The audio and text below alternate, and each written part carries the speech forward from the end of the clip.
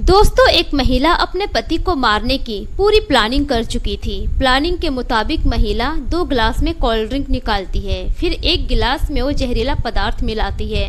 उसके बाद अपने पति के पास लेकर जाती है, जिसमें उसने जहरीला पदार्थ मिलाया था उस गिलास को अपने पति के सामने रख देती है और दूसरा वाला गिलास भी वहीं पर रख के बाहर निकलती है कुछ काम करने के लिए।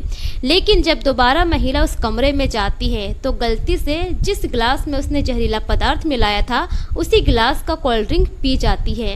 कोल्ड ड्रिंक पीने के तुरंत बाद ही महिला की तबीयत खराब होने लगती है। वो बेहोश होकर जमीन पर गिर जाती है, जिसे देखने के बाद पति भी एकदम से डर जाता है। उसी वक्त उसका पति उसे उठाता है और नजदीकी अस्पताल में भर्ती करवाता है। वहां पर ट्रीटमेंट के दौरान पता चलता है कि उसकी पत्नी ने कोई ऐसा जहरीला पदार्थ खा लिया है जिसकी वजह से उसकी तबीयत खराब हो गई है। लेकिन ट्रीटमेंट के दौरान ही महिला की मौत हो जाती है। जो महिला अपने पति को मारने की साजिश रचती है, उस साजिश में वो खुद ही फंस जाती है और खुद मौत के घाट उतर जाती है। लेकिन जब पुलिसकर्मी और सभी लोगों को पता चलता है तो सभी लोग सोचने पर मजबूर हो जाते हैं। दोस्तों, आइए जानते हैं पूरी कहानी इस वीडियो में कि आखिर महिला अपने पति को क्यों मारना चाहती थी। पर वीडियो में आगे बढ़ने से पहले आप सभी से एक ही रिक्वेस्ट है कि वीडियो को लाइक कर दीजिए और चैनल को भी सब्सक्राइब कर दीजिए ताकि मेरा हौसला बढ़ता रहे। दोस्तों, मेरा नाम है तबस्सुम खातून और आप सभी का मेरे चैनल पर स्वागत है। दोस्तों, आज की सच्ची घटना है उत्तर प्रदेश के कानपुर के नवाबगंज के गंगा बैराज गांव की। गंगा बैराज गांव का ही रहने वाला सुरेश, जिसकी उम्र होती है 45 साल की। बात है 22 जून 2025 की शाम के लगभग 4 बजे के करीब अचानक से सुरेश गोद में अपनी पत्नी प्रीति को लेकर घर से बाहर निकलता है और आवाज लगाता है कि जल्दी से कोई गाड़ी लेकर आओ, मेरी पत्नी अचानक से बेहोश हो गई है, पता नहीं इसको क्या हो गया है। अब उसकी आवाज सुनते ही तुरंत उसका एक भाई मोटरसाइकिल लेकर आता है। सुरेश अपनी पत्नी को मोटरसाइकिल में किसी तरह से बैठाता है और तुरंत नजदीकी अस्पताल लेकर पहुंचता है। हॉस्पिटल पहुंचते ही महिला की हालत गंभीर हो गई थी। महिला के मुंह से झाग निकल रहा था। डॉक्टर समझ जाते हैं कि महिला ने ऐसा कुछ जहरीला पदार्थ खा लिया है, लेकिन डॉक्टर उसी वक्त ट्रीटमेंट शुरू कर देती है। लेकिन उसके साथ ही साथ वहीं से डॉक्टर नजदीकी पुलिस में सूचना भी दे देती है। अब नवाबगंज थाने में जैसे ही पुलिस को सूचना मिलती है, पुलिस की टीम थोड़ी ही देर के बाद हॉस्पिटल के लिए रवाना हो जाती है। ट्रीटमेंट करने के दौरान ही उस महिला यानी कि प्रीति की मौत हो जाती है। अब जब सुरेश इतना सुनता है तो उसकी भी हालत खराब हो जाती है कि अचानक से आखिर उसकी पत्नी को क्या हो गया। डॉक्टर पूछते भी है कि क्या आपकी पत्नी ने कुछ खाया पिया था। अब जो सुरेश था वो कहता है कि नहीं सर, ऐसा तो कुछ नहीं था, हम दोनों ने साथ में दोपहर का खाना खाया। जब मैं घर पे रेस्ट कर रहा था तो मेरी पत्नी कोल्ड ड्रिंक्स लेकर आई थी, हम दोनों ने साथ में ही कोल्ड ड्रिंक्स पिया। लेकिन उसके बाद से अचानक से मेरी पत्नी की तबीयत खराब हो गई, वो जमीन पर गिर गई। तब जाकर डॉक्टर कहते हैं कि आपकी पत्नी ने कोई ऐसा जहरीला पदार्थ खाया है जिसकी वजह से आपकी पत्नी की मौत हुई है। अब इस बात को सुनते ही सुरेश हैरान हो जाता है। उसे समझ में नहीं आ रहा था कि आखिर ऐसा कैसे हो सकता है। अब थोड़ी ही देर के बाद वहां पर पुलिस की टीम भी पहुंचती है। अब जैसे ही नवाबगंज पुलिस की टीम वहां पर पहुंचती है, सुरेश के साथ पूछताछ करने लगती है। अब पूछताछ के दौरान सुरेश सारी बातें सच सच बताता है, लेकिन वहां पर पुलिस को सुरेश पर ही शक होने लगता है। पुलिस शक के तहत सुरेश से कहने लगते हैं कि तुमने ही अपनी पत्नी के साथ कुछ किया होगा। आखिर अचानक से किसी की मौत ऐसे कैसे हो सकती है, सच सच बताओ। अब जब उस पर दबाव बनाया जाता है तो सुरेश भी एकदम से हैरान हो जाता है। अब वो कहता है कि सर, ऐसा हो ही नहीं सकता है कि मैं अपनी पत्नी को मारूंगा। तब जाकर पुलिसकर्मी कहते हैं कि कैसे नहीं हो सकता है, तुम्हारी उम्र तो लगभग 45 साल की है और वहीं पर तुम्हारी पत्नी प्रीति की उम्र तो 25 साल की है, आखिर तुम दोनों की शादी हुई कैसे। तब जाकर सुरेश उसके पीछे की जो कहानी बताता है, जिससे सुनने के बाद पुलिस के भी पैरों तले जमीन खिसक जाती है। सुरेश अपने आप को सही साबित करने के लिए पुलिस से कहता है कि सर, आप मेरे साथ मेरे घर चलिए, आपको मैं पूरा सबूत देता हूं, तब जाकर आपको यकीन होगा। अब उसी वक्त पुलिस की एक टीम सुरेश के साथ उसके घर जाती है। सुरेश अपने घर से अपनी पत्नी प्रीति का मोबाइल लेता है। उसके बाद वो सीधे पुलिस की टीम के साथ थाने चला जाता है। वहां पर जाने के बाद सुरेश सारा सबूत दिखाता है। पहले तो अपनी पत्नी के फोन से एक फोटो दिखाता है जो कि उसकी पत्नी किसी व्यक्ति के साथ फोटो खिंचाई हुई थी।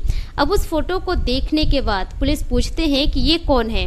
तब जाकर सुरेश कहता है कि दरअसल मेरी पत्नी का किसी और के साथ अफेयर चल रहा था। और उसके बाद सुरेश एक रिकॉर्डिंग भी पुलिस को सुनाता है जिसमें कि उसकी पत्नी किसी से पूछ रही थी कि ये जहर कैसे और कब देना है। जब ये रिकॉर्डिंग पुलिस सुनती है तो पुलिस भी हैरान रह जाती है कि जो पत्नी अपने पति को मारने की साजिश रची हुई थी उसी साजिश में वो खुद फंस गई। अब जो पुलिस की टीम थी सुरेश से कहती है कि देखो मामला क्या है, तुम पहले विस्तार से बताओ तभी हमें पता चलेगा।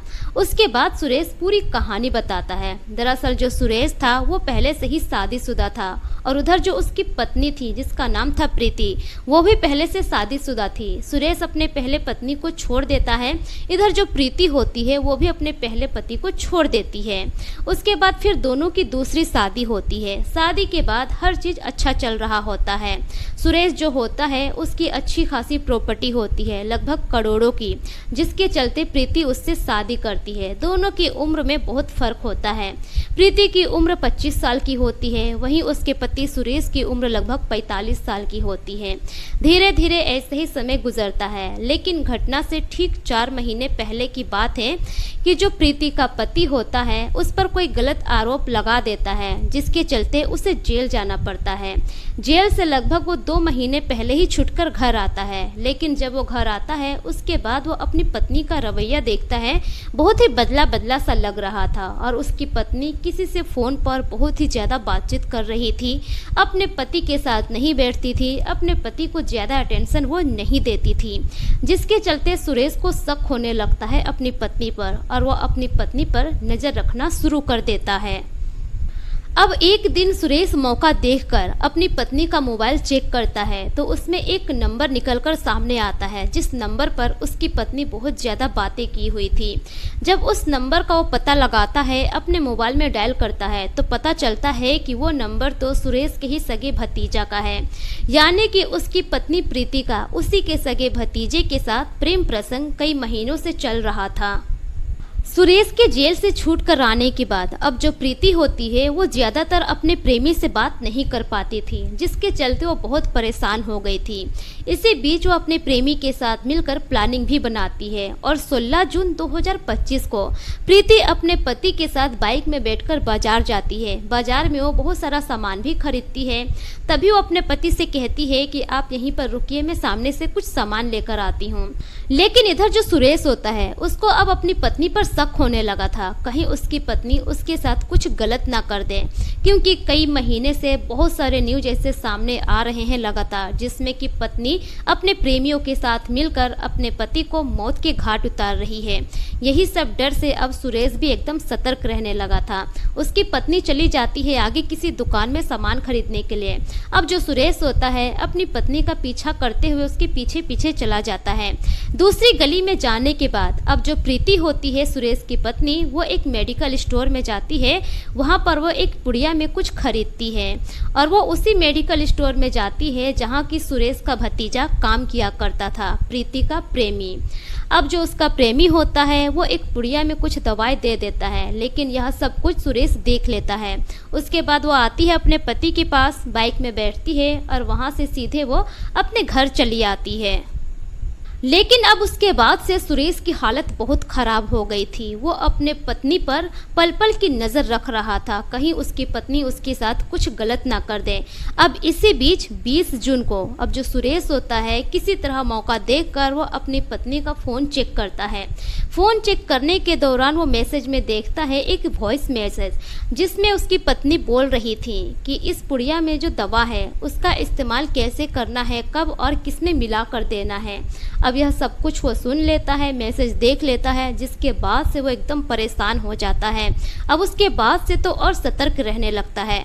उसकी पत्नी कुछ भी लेकर आती खाने के लिए, या तो चाय हो, खाना हो, नाश्ता हो, कुछ भी, वो अपने पास अपनी पत्नी को बैठाता, पहले अपनी पत्नी को खिलाता, उसके बाद ही वो खुद खाया करता था। अब इसी बीच 22 जून 2025 की बात है। दोपहर के वक्त सुरेश अपनी पत्नी के साथ बैठकर दोपहर का खाना खाता है। खाना खाने के बाद वो अपने कमरे में रेस्ट कर रहा था। तभी शाम के 3:30 से 4 बजे के करीब सुरेश की पत्नी कोल्ड ड्रिंक खरीद कर लाती है। किचन में जाती है, 2 गिलास निकालती है, दोनों गिलास में कोल्ड ड्रिंक को डालती है और उसी जहरीले पदार्थ को एक गिलास में मिला देती है। उसके बाद गिलास लेकर जाती है अपने पति के पास और दोनों गिलास को सामने रख देती है। अब उसी दौरान कुछ काम करने के लिए वो महिला फिर से कमरे से बाहर निकलती है। अब उस दौरान जो सुरेश होता है गिलास का अदला बदली कर देता है।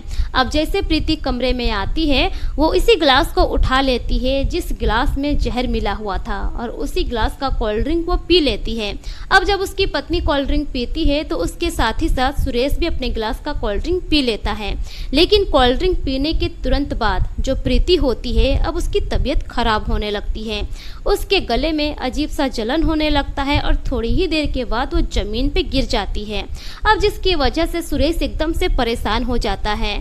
उसको यह अंदाजा ही नहीं था कि उसकी पत्नी ने जहर वाला जूस पी लिया है, यानी कि कोल्ड ड्रिंक। अब उसी वक्त सुरेश अपनी पत्नी को गोद में उठाता है और तुरंत घर से बाहर निकलता है और आवाज़ लगाता है कि जल्दी से कोई गाड़ी लेकर आओ, मेरी पत्नी की तबीयत अचानक से खराब हो गई है। अब उसी दौरान सुरेश का भाई मोटरसाइकिल लेकर आता है। मोटरसाइकिल में ही सुरेश अपनी पत्नी को बैठाकर नज़दीकी हॉस्पिटल ले जाता है। अब जैसे उसका ट्रीटमेंट शुरू होता है, ट्रीटमेंट के दौरान ही प्रीति की मौत हो जाती है। जब ये पूरी कहानी पुलिस वाले सुनते हैं तो पुलिस वाले भी हैरान हो जाते हैं। पुलिस वाले भी सोचने पर मजबूर हो जाते हैं कि आखिर कोई पत्नी किसी गैर इंसान के प्रेम प्रसंग में आकर अपने ही पति को मौत के घाट कैसे उतार सकती है, ऐसा प्लानिंग भी कैसे कर सकती है। लेकिन उसी दौरान जो प्रीति के माता पिता होते हैं उन लोगों को भी सूचना मिलती है। वो लोग भी थाने पहुंच जाते हैं। थाने पहुंचने के बाद वो लोग अपने ही दामाद पर इल्ज़ाम लगाने लगते हैं कि मेरे दामाद ने ही मेरी बेटी के साथ कुछ किया होगा, ये हमेशा से दहेज को लेकर मेरी बेटी को ताना दिया करते थे। अब इस तरह से लड़की वाले सुरेश पर इल्ज़ाम लगाने लगते हैं। लेकिन पूरा सबूत पुलिस वालों के सामने था। पहले तो पुलिस की टीम जाती है और जो प्रीति का प्रेमी होता है यानी कि सुरेश का भतीजा, उसको लाती है थाने में। थाने में लेकर आने के बाद अब उससे पूछताछ की जाती है। पूछताछ के दौरान जो सुरेश का भतीजा होता है वो भी सारी कहानी सच सच बता देता है और कहता है कि मेरी ही चाची के साथ प्रेम प्रसंग चल रहा था। अब जब सुरेश का भतीजा अपना जुर्म कबूल करता है उसके बाद पुलिस सुरेश के भतीजे को किसी के मारने की प्लानिंग के जुर्म में गिरफ्तार कर लेती है। लेकिन इधर जो प्रीति के माता पिता होते हैं वो अपने दामाद के खिलाफ रिपोर्ट दर्ज करवाने की कोशिश करते हैं, लेकिन पुलिस साफ इनकार कर देती है और कहती है कि इसमें आपके दामाद की कोई गलती नहीं है, जितनी भी गलती थी वो आपकी बेटी की ही थी। आपकी बेटी ही अपने पति को मारने की साजिश रची थी, लेकिन उस साजिश में वो खुद ही फंस गई। इस तरह से पुलिस मना कर देती है और रिपोर्ट दर्ज नहीं करती है। तो दोस्तों ये रही पूरी घटना आप लोगों के सामने। इस घटना पर आपकी क्या राय है, अपनी राय कमेंट सेक्शन में जरूर दीजिए। इस घटना को सुनाने का मकसद किसी की भी भावनाओं को ठेस पहुंचाना नहीं है, बल्कि मेरा मकसद आप सभी को सतर्क करना है, जागरूक करना है, ताकि आप अपना और अपने परिवार का ख्याल रख सकें। मिलेंगे फिर एक नई घटना के साथ, तब तक के लिए शुक्रिया। जय हिंद।